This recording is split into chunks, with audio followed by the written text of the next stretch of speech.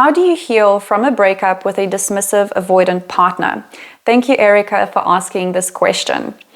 Breakups are generally very hard to deal with. However, a breakup that happens very abruptly, like it usually does with a dismissive, avoidant partner, is very challenging to get over. You might find your mind obsessing about what went wrong in a relationship.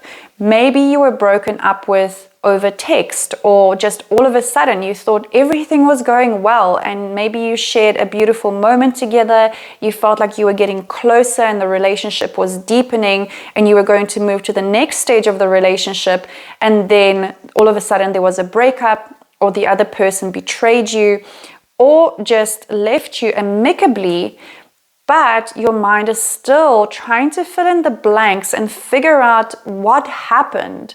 Why did this person all of a sudden lose feelings for you when everything was seemingly going well? Or perhaps they have just moved on extremely fast after the breakup, which often happens with dismissive avoidance, because they don't process feelings immediately. Usually they will process a breakup 6 months after the breakup. And this is usually where you will find the dismissive avoidant process a breakup and sometimes want to reignite the spark, because then they start to feel the feelings of the missing of the connection.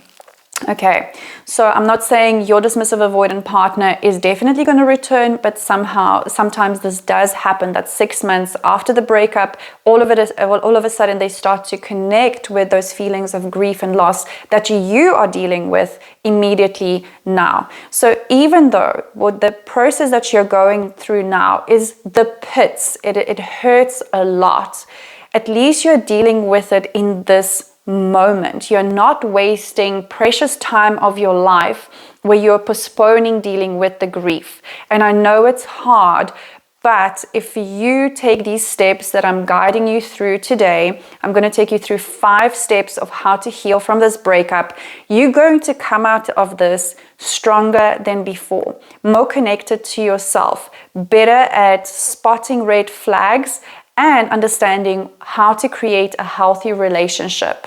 So thank you so much for being here, and I hope that this is going to help you to shift through this very difficult phase of your life. Now, I'm going to share the following 5 steps with you. Number 1 is how to find closure. Number 2 is understanding what is your personal responsibility in this. Number 3 is redistribution of needs. Let my tongue work there. Number 4, future self. And number 5 is grief and how to process that. Okay, so number 1 is closure. The biggest pain point that a lot of my clients come to me with is that they don't have closure. There wasn't perhaps a clear conversation about what was the problem, what is going on in the person's mind. Did they actually care for me? Did they find somebody else? What is going on? Usually, if we get broken up with very abruptly or ghosted all of a sudden, our mind is going to obsess. So if that's happening for you, just understand that it's very, very normal. And it happens because your mind is just trying to protect you in the future. So your mind is now trying to find and fill out the dots so that you can prevent yourself from feeling this hurt again in the future. Okay, so that is what's happening with this obsession.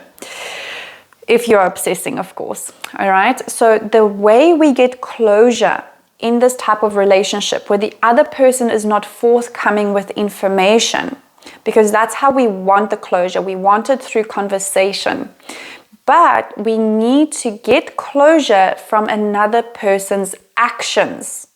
And most anxious, preoccupied attachment styles and fearful avoidance do this one big mistake where they listen to people's words and not look at their actions. And this is what keeps them in relationships, sometimes that are really unfulfilling.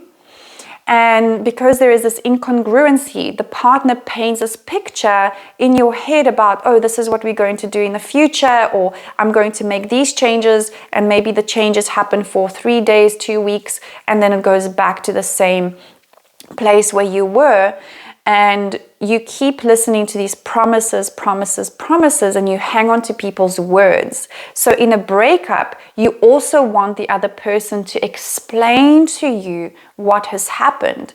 Instead, a securely attached individual will be able to look at a person's behavior. Yes, they will listen to a person's words, but then they will see, is it congruent with how they are showing up?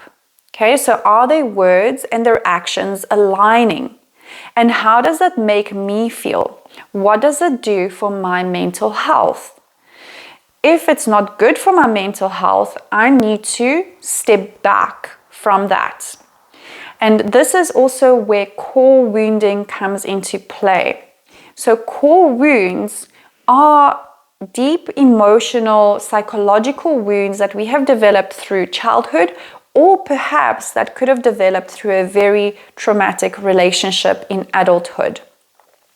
And these core wounds, you know when they are triggered when you take things personally. When you look at another person's actions and you make it mean something negative about yourself. So when, for example, your DA or FA left you abruptly, and now you make it mean that I wasn't good enough, I was not worthy enough, I was not lovable.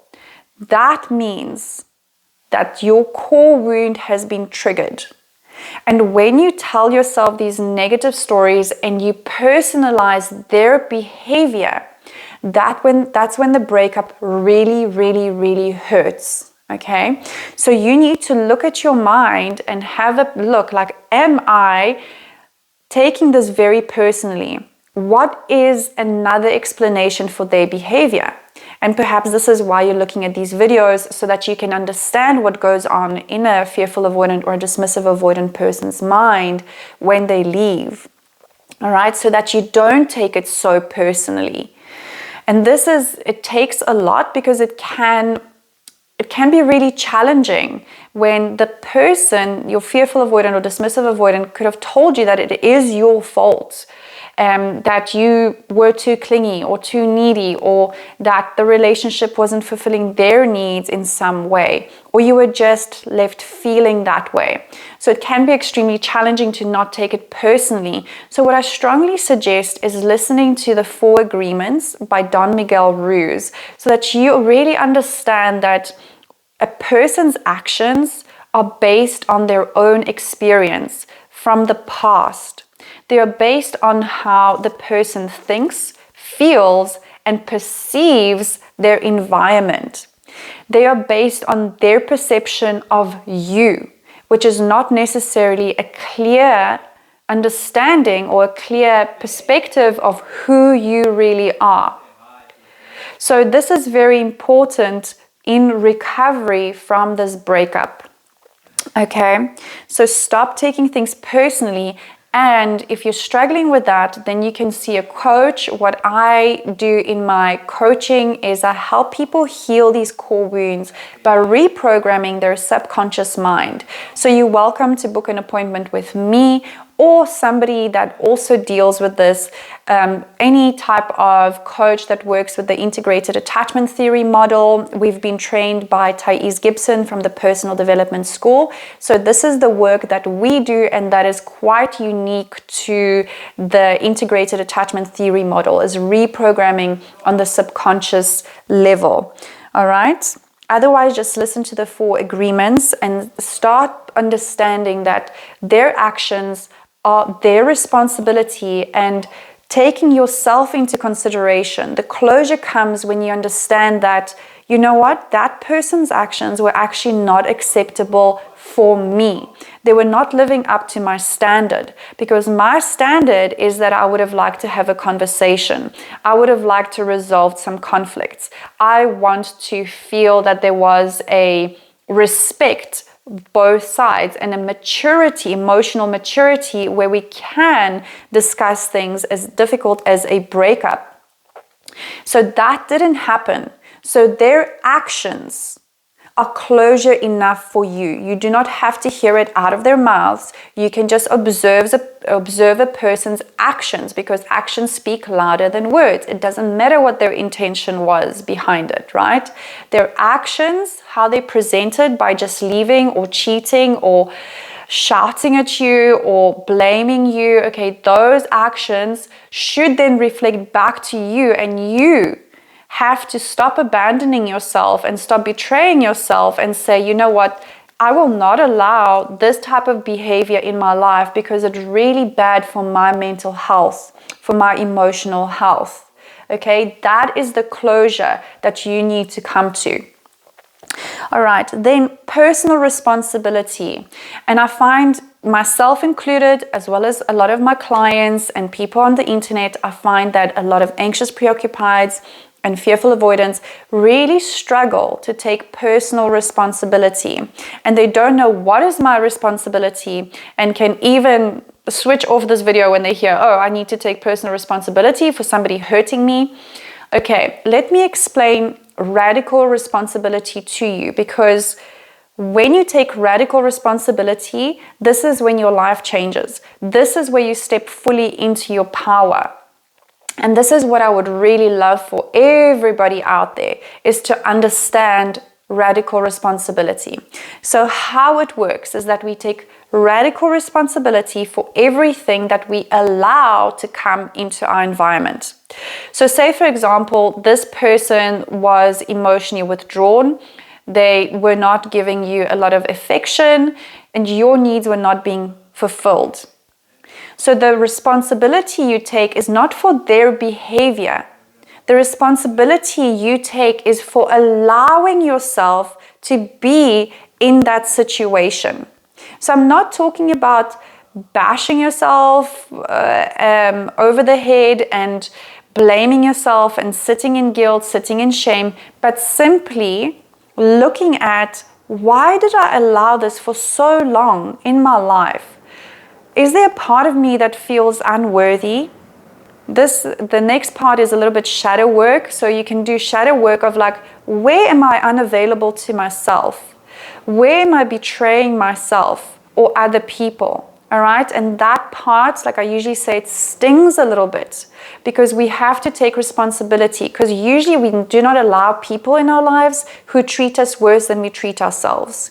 So if you were emotionally avoided or disrespected and you stayed, there might be a part of you that is accepting that for some reason. Maybe you believe that you're not good enough or you don't deserve more. Okay, so that's the responsibility I'm talking about. Because when you take that responsibility, it will help you to, first of all, create better standards for yourself of what is it that I allow. Okay, that's where you decide, what are my non-negotiables in relationships. If you don't take that responsibility, you are still going to feel like a victim, like you have no control over this, like you have no power of how to be in the world and how to be in relationships. You're going to be almost like traumatized. I see this with a few of my friends who are not doing this type of work, is they saying, wow, I've had this breakup and I'm terrified to go out and date again because I'm terrified to have the same thing happen. And they are terrified because they still haven't taken responsibility and said, you know what, this is how I missed red flags. This is why I allowed this in my life. I didn't think I was deserving of more. Or I was really lonely and this is why I accepted this person. Or I simply had a traumatic past and I missed the red flags because I was so accustomed to missing the red flags. So this part is what I joke around and I say the bullshit meter is broken, right? Is when we have endured so much in our past that we are just blind and miss red flags. Okay, so that's personal responsibility. So how did I abandon myself? How did I betray myself? How did I miss red flags? Go and study about red flags on the internet, and you can also decide, what are your red flags in a relationship? Okay, what will you accept? And a lot of people get this incorrect. When I listen to my friends who are dating, who are not doing this work, people get this like back to front. What we need to be really clear on is, what are my non-negotiables? Non-negotiables is, I am never going to allow this in my life, because after this happens, something in me breaks. My mental health is not good enough after this point. All right, that's why we have non-negotiables. Non-negotiables are serious. It's like if you're in a monogamous relationship, for example, and you say, I do not allow cheating because I know cheating is going to hurt me so much that I'm going to be out of action from work. Maybe I'm going to have to deal with a lot of depression. I'm going to deal with anxiety. Now I'm going to have to maintain broken trust, which is going to take so much energy from my life, right?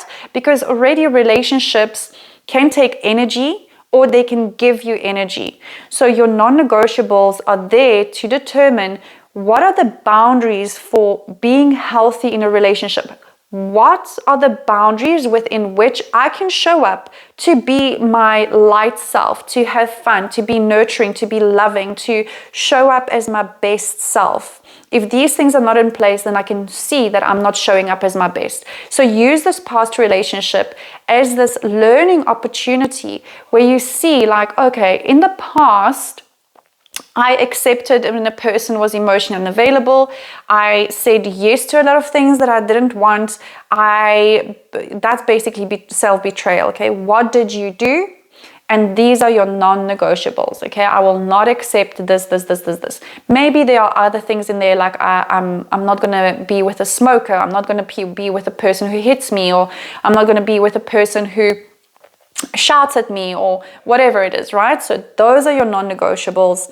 Then find your semi-negotiables. So for some people, they decide, I am never going to move cities for a different person, and that's my non-negotiable. The person that I'm going to date has to be in the same city. For another person, their non-negotiables can be like, I'm never going to date somebody who, I don't know, travels a lot, okay, because they need a lot more connection. For some people, that will go in the column of semi-negotiables. So some people find that like, okay, if I meet a person in a different city, I'm flexible, I can move. Maybe that is negotiable. If the person has to work a lot overseas or travel a lot, maybe I can accept that. Maybe I don't. Okay, so you have to decide. Nobody can tell you what your non-negotiables are. Of course, the basics of no hitting, no addictions, all of that. Of course, that is the basis of a healthy relationship, like that everybody should adhere to. And then the rest is you decide what is your semi-negotiable. But I see that a lot of people take things like, oh, I'm never going to date a person with dark hair or blonde hair, or a fat person, a thin person. That's what you are deciding are your non-negotiables. You've got the cat back to front. That is completely not the way we should be doing things. What you want to look for a person in a relationship is does this person have good morals? Are they kind to me?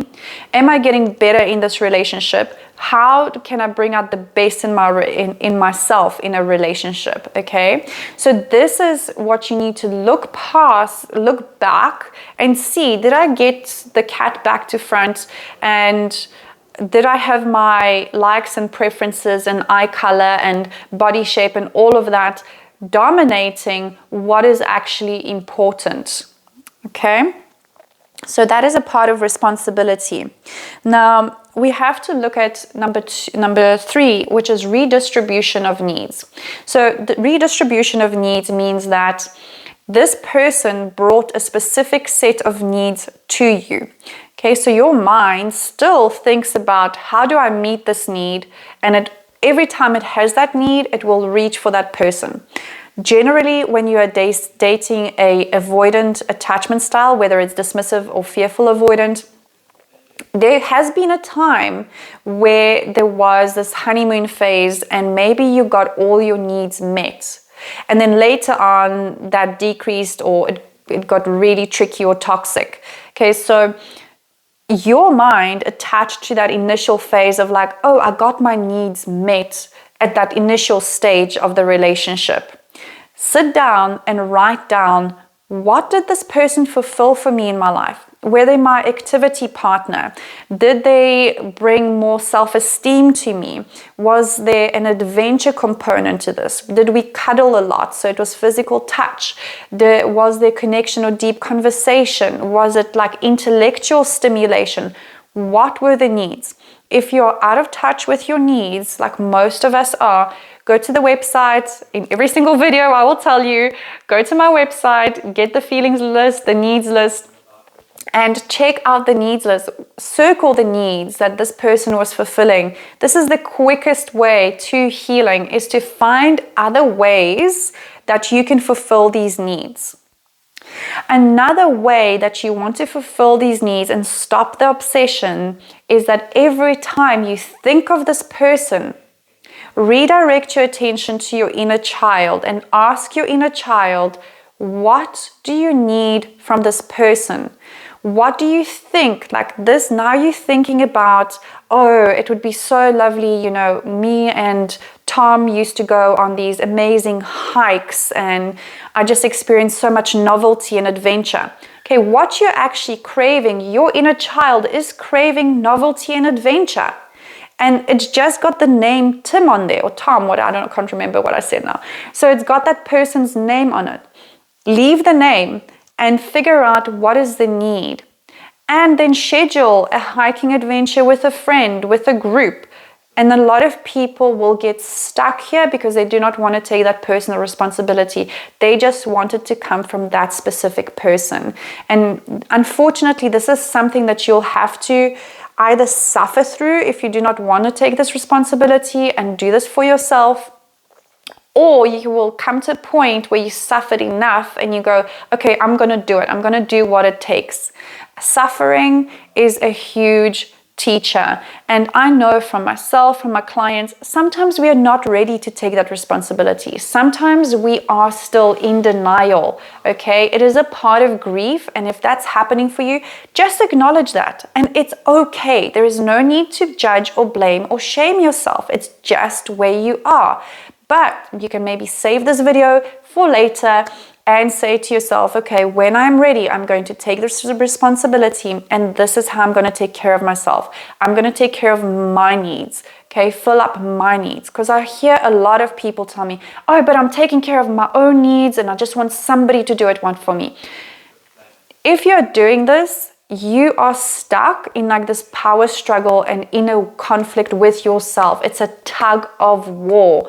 The longer you stay there, the more painful it becomes, but you will reach rock bottom and eventually decide, okay, cool, I need to find a way to make myself happy. And this is what usually when people will go like, okay, let me try a new sport, let me go to yoga, let me do this meditation, let me go on a retreat, let me, I don't know, start a new hobby, okay? That, all of that stuff is basically meaning that you are redistributing your needs and finding things that you fill your cup instead of waiting for somebody else to fill it. If you start to do this for yourself right away, the benefit of it is that you will get used to what it feels like to have your need fulfilled by yourself. And therefore, you are less likely in the future to settle for a partner who is not meeting those standards. Okay, that's the beauty of where you are right now, is that you can change the relationship you have internally with yourself. Because like I always say, the relationship you have with your partner reflects the inner relationship you have with yourself.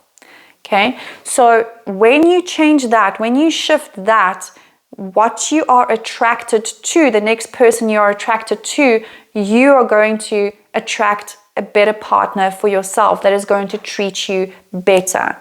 Okay, so I hope that inspires you to really get after those needs. And I just go on about it because I know how I struggled with it. And I know that it's difficult sometimes, right? So I feel you. Okay, now number 4 is future self.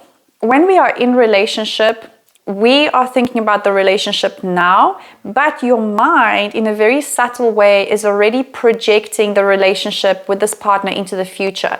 So your future might have contained your partner. Maybe you thought, I'm going to get married to them. Maybe you're going to have kids. Maybe you're going to have this adventure, or we're going to go here or there. So now when the relationship ends, it feels like this huge ego death, because now your identity is completely lost. Like, who am I without this person? Especially if you were in a very enmeshed relationship, right? Where you've let go of your life, of what's fulfilling you, of your needs, of your friendship circle. You are now left with like, who am I? Okay, which is a bit of an ego death. That's why it's so hard. Your whole personality has to change, right?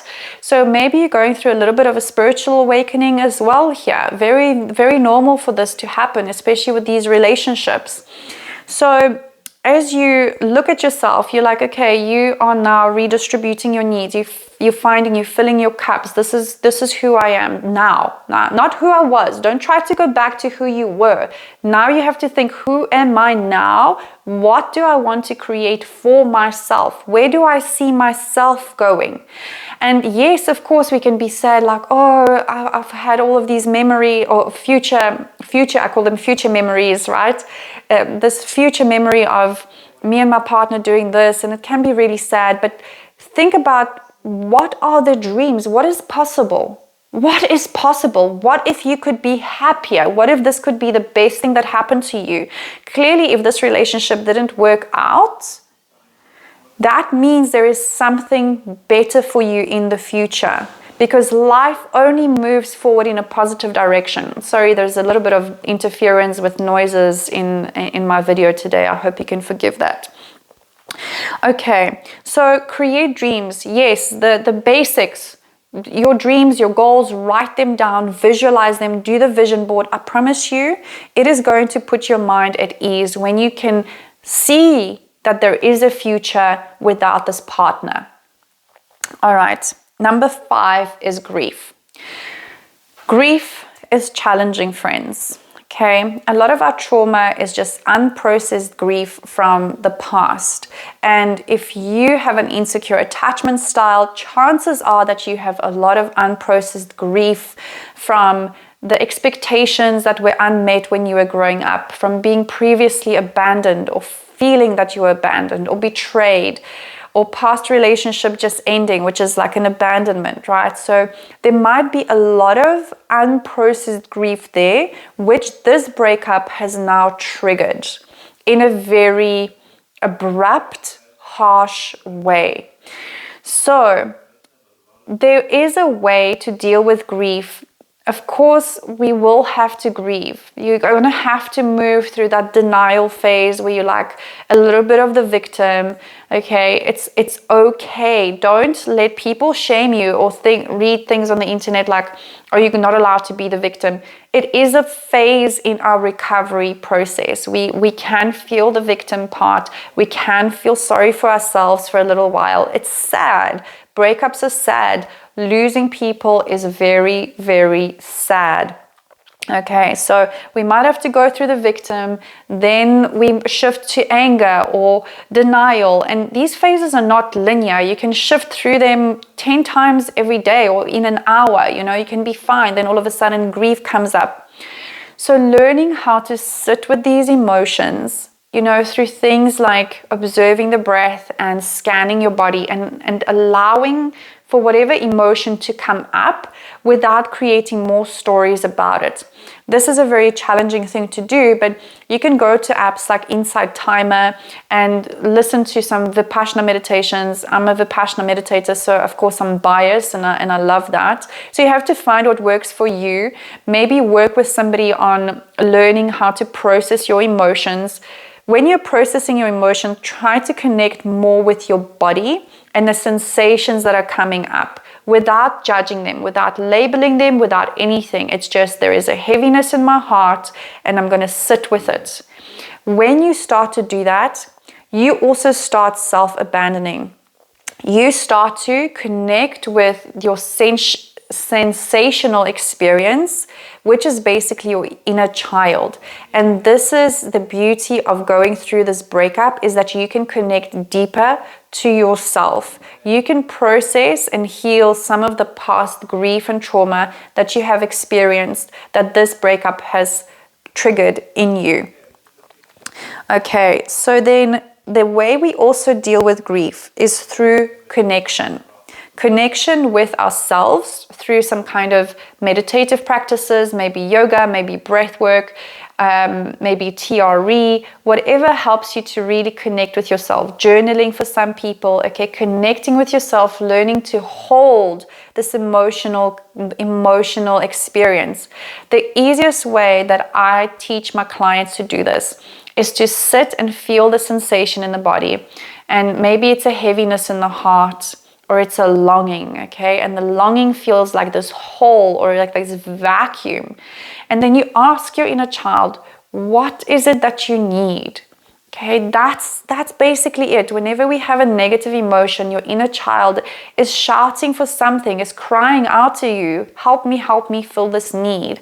And then you present with that, you validate yourself and you say, okay, cool. I understand you feeling sad. I understand this hurts and I am here. I am not going to leave. Because that is what your inner child feels now. Completely abandoned and devastated, maybe unloved.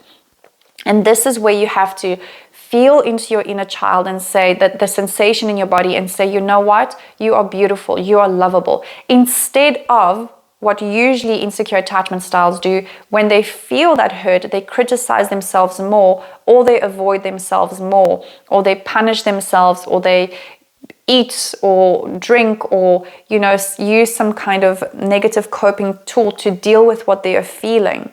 Okay, so you don't always have to deal with everything that you're feeling all at once. Sometimes distraction helps.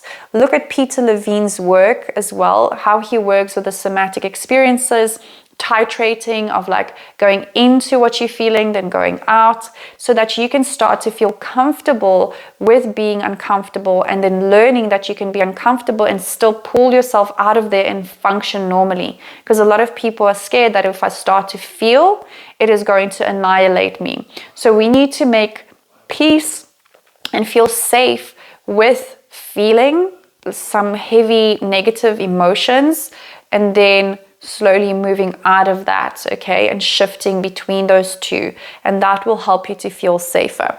All right, connection to self, connection to others. Get into community, get back into your friends groups, start a new hobby, do activities with other people, connect with other people. That is going to help you so much process grief, and then connect with something that is bigger than this human experience, whether it's nature, whether it's art, whether it's beauty, whether it's animals, whether it's your higher power, God, religion, spirituality, whatever you want to call it. Connect with something that is bigger, because when we connect with something that is bigger, we get perspective. You can look back in your life and see, wow, it was hard. I overcame so many challenges in my life, and this was the lesson. This was a learning. I have learned, I have grown, and even though it feels like I'm completely broken in this moment, I can understand that it is going to get better. There is a purpose to this, and life is moving in a more positive direction, because every time when something was taken from me, something better replaced it, okay? And this is how we heal from grief. Like Thais Gibson says, I think it was her that I heard this from, is that grief says that I have lost more than I have gained. And when you start to literally write down what have you gained from this loss, okay, so maybe you have lost this person, but you are regaining your sense of self, you are regaining your friendship group, you have gained a lot of learning and understanding what your new standards are, what you are capable of, what you want from the future, what you will not settle for. You have gained an understanding of yourself, you have learned new skills. What have you gained and learned through this breakup? What are you still gaining and learning through this breakup? And that is going to keep writing that every single day. What are you gaining? What are you gaining? What are you gaining? Okay, maybe this person wasn't showing up for you and you were anxious and paranoid and obsessive. And maybe even though it really hurts for this person not to be there, but there's also a sense of relief, like, shit, I don't have to put myself through that. I don't have to keep guessing where this person's at because they're not communicating with me. Maybe I can now form better connections. All right, so keep keep doing that. And this is part of Dr. Demartini's work, as well as equilibration. So for every negative thing you think that you've lost, write 5 positive things that you have gained, and keep writing and keep writing and keep writing until you will feel internally something will switch over and you will start to think and feel differently. It will be easier to forgive. It will be easier to let go. You will get unstuck and life will start to feel good again. Thank you so much for listening. I hope this helps you.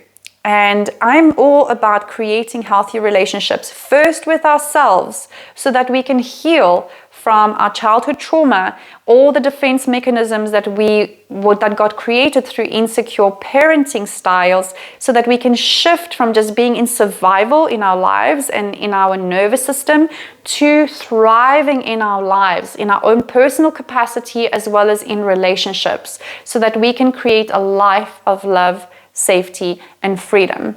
My name is Patrycja Mochocka. Thank you so much for liking, sharing, and subscribing to this channel, and I will see you in the next one. Please leave me more questions, and I will answer them like I did in this video for Erica. Thanks again, Erica. Big love.